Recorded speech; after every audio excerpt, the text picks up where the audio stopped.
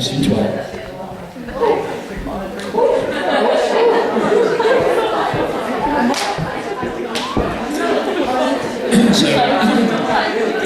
Should the university make students aware of any additional costs that are going to face on their course? Textbooks, travel, lab equipment, etc. And should they minimise those additional costs? Can we have our two proposals, please? Or one? Is there just one? Is it just you? That's okay, Hugh. You're as good as two people. It's okay. Would you like to present your 2 minutes and then please introduce yourself? Hello, I'm Hugh Murdoch. I'm sorry for not proposing a particularly controversial motion. I've got a feeling that quite a lot of people in the room might like this. Really, I'm expecting this to go through, but the reason I proposed it was to provide USERT with a mandate from students on this issue. The problem with additional course costs is a really big one. These costs are hidden.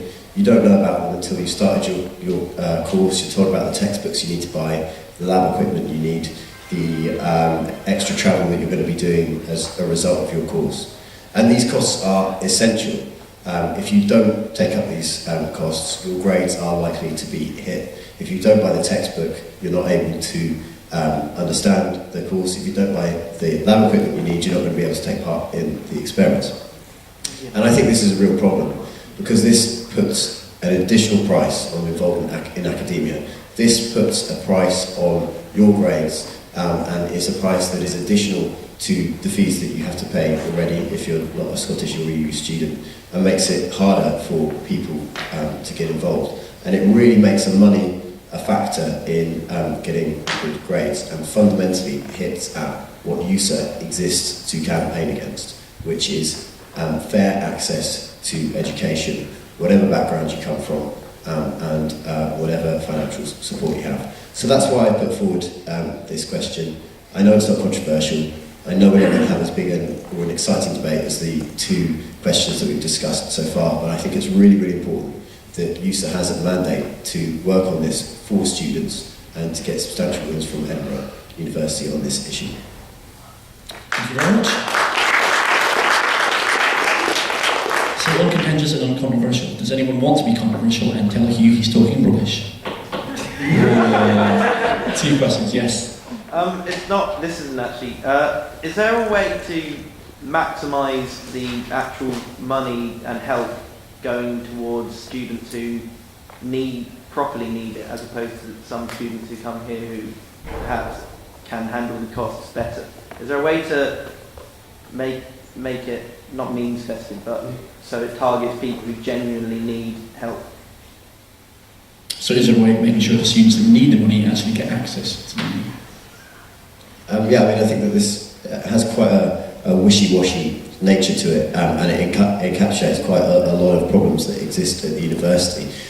So I think that one of the things that the university should be doing is providing much better bursaries, specifically for students who have to spend a lot on additional costs on their course. So for instance, students who have to travel abroad for field trips and things like that, and I think the bursaries should be available for those students who need it the most, to make it so that those things are accessible to them, and so that their learning isn't affected as a result of those additional costs. Thank you. Any more questions? Yes. Just one. Do you envisage USERT doing a campaign on this, or do you envisage it just being a statement of our support if this was passed? So will it be a campaign? Well, I think that this really is about getting a mandate on the whole, the broad issue of campaigning against additional costs in courses. I think that it would be really, really good for USERT to campaign on this, but I think that that's a decision that should be made by student council. And I think that it would probably be something that would be better to be focused at specific areas of what it is that Edinburgh University does. For instance, focusing on increasing bursaries for students who want to travel abroad, or focusing perhaps on getting more textbooks available in the library, or cutting costs for other aspects of it. But I think this is about providing a mandate directly from students. And then I think that it's for student council to decide whether it wants to move forward with specific campaigns on this issue. Thank you. Anyone? Mike? I've got 2 questions, so I'll ask one, and then if there's no others, I'll ask the other. I might allow. Given given who our chair is, should NUS do something about this nationally? And would this question mandate you to support any student initiative?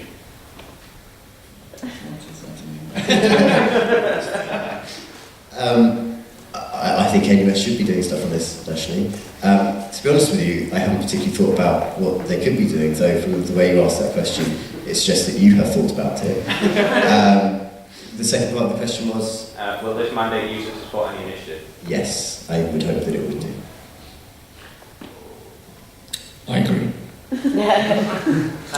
I didn't. Second question. Or does anyone else want to go? No? Mike, it's all yours again. So, maybe a slightly facetious question, but